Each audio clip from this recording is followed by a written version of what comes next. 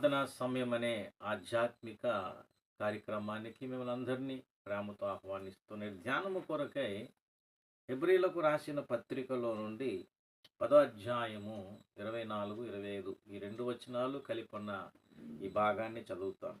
కొందరు మానుకొనుచున్నట్టుగా సమాజముగా కూడుట మానక ఒకనినొకడు హెచ్చరించుచు ఆ దినము సమీపించుట మీరు చూచిన కొలది మరి ఎక్కువగా అలాగూ చేయొచ్చు. ప్రేమ చూపుటకును సత్కార్యములు చేయుటకును ఒకరినొకడు పురుగొల్పవలని ఆలోచింతుము.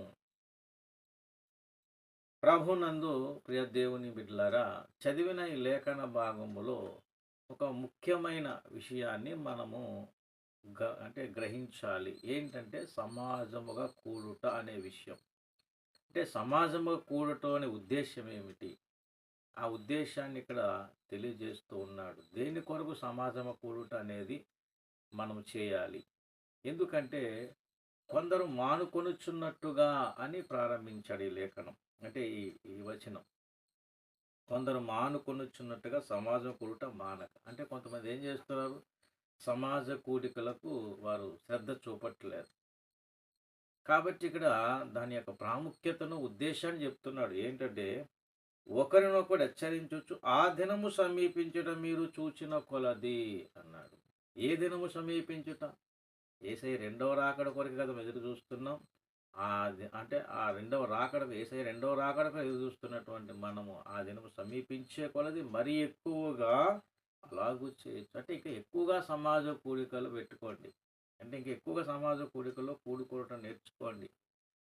అలాగ చేస్తూ మీరేం చేయాలి అన్నాడు. ప్రేమ చూపుటకును సత్కార్యములు చేయుటకును ఒకరినొకడు ఏం చేయాలట? పురుగొల్పవలెనని. దేవుని బిడ్డలారా, యేసయ్య రెండవ రాకడకు ఎదురు చూస్తున్న మనము ఎలా సిద్ధపడాలి అనటంలో ఈ సమాజ కూడికలు ఒక ప్రాముఖ్యత కలిగి ఉన్నాయి. సమాజముగా కూడుటలో ఒక ప్రత్యేకత ఏమిటంటే మన యొక్క ఆత్మీయ అంటే మనలో ఉన్నటువంటి కొన్ని లక్షణములు, ఆత్మీయంగా ఎదుగటానికి అవసరమైన విషయాలు, చేసే రెండో రాకడ సిద్ధపడటానికి అవసరమైన ఆ విధానము, మన వ్యక్తిత్వము అవన్నీ సరిచేయబడటంలో సమాజ కూటములు మనకు ఎంతగానో సహాయపడతాయి. అంటే ఒక రకముగా ఇవి ప్రాక్టికల్స్ లాంటివి అన్నమాట. పరీక్షలకు సిద్ధపడే బిడ్డలకు ఒక ప్రాక్టికల్స్ ఉన్నట్టుగా ఇది ఒక తర్ఫీదు తరగతులాగా మనకు వేసే రెండవ రాకడకు తర్ఫీదు పొందటానికి ఉపయోగపడే తరగతుల్లాగా ఈ సమాజ కూటములు మనలను బలపరుస్తాయి, సరిచేస్తాయి. కాబట్టి సమాజ కూటములు మనకు ఎంతైనా అవసరం. అంటే సమాజ కూటములు జరిగించాలి దైవజనుడు సంఘము ద్వారా.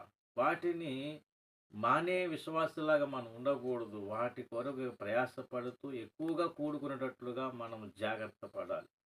అంటే ఎల్లప్పుడూ మనం బిజీగా ఉంటూ మన ఈ లోక సంబంధమైన జీవన విధానములో బిజీ అయిపోయి దేవుని సన్నిధికి వచ్చే ఆ పరిస్థితి లేనట్లుగా మనం బ్రతకటం అనేది మన విశ్వాస జీవితానికి మంచిది కాదు.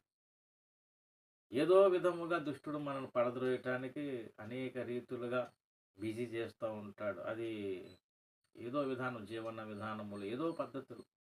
మనము వివేకముతో కాస్త జాగ్రత్తగా ఆలోచిస్తూ ఇరుకులోనే విశాలత కలుగజేసే దేవుని పాదసన్నిధిలో వేడుకుంటూ మనం సమాజముగా కూడటానికి ఎక్కువగా ప్రయాసపడాలి. అలా అవకాశాలు కలిగించుకోవాలి. అవి మనకు యేసయ్య రెండవ రాకడ సిద్ధపడటానికి మనకెంతగానో సహాయం చేస్తాయి. కాబట్టి సమాజ కూటాలు ఎందుకు?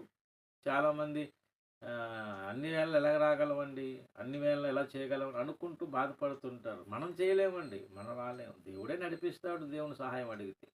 ఎందుకంటే మనం రాకడకు సిద్ధపడుతున్నాం, ఎదురు చూస్తున్నాం. అందుకొరకు ఇవి మనకు తర్ఫీదు తరగతులు అయ్యాయి. కాబట్టి మందిరములో సమాజ కూడికలు ఆయా ప్రార్థనల పేర్లతో పెడతారు ఏదో ఒకటి. ఏమండి, మరి గృహ కూడికలని, లేదా మందిరంలో ఉండే ప్రార్థన కూటలని, యవనస్తుల కూటము, స్త్రీల ప్రార్థన, పురుషుల కూడిక, అంటే సువార్త కూటములు, ఏమంటే ఇంకా సంఘంలో ఉన్నటువంటి ఇప్పుడు మన సంఘంలో కర్మేలు ప్రార్థన, ఇలా ఒక్కొక్క రకమైనటువంటి కూడికలు వాటి పేర్లు పెట్టి నడిపిస్తూ ఉంటారు. ఉపవాస ప్రార్థన, విజ్ఞాపన ప్రార్థన, ఈ రకమైనటువంటి సమాజ కూటములు అంటే మందిరములో జరిగేవి, అలాగే గృహాల్లో జరిగేవి, ఉపవాస ప్రార్థనలు ఇవన్నీ కలిసి సమాజ కూటముగా వారాంతరములో అంటే ఆదివారం నుంచి మళ్ళీ ఆదివారం వచ్చే మధ్యలో ఇవి ఏర్పాటు చేస్తూ సంఘాన్ని అభివృద్ధికి అంటే బలపరుచుకోవటానికి సేవకులు ప్రయత్నాలు చేస్తూ ఉంటారు. తప్పక చేయాలి సేవకులు.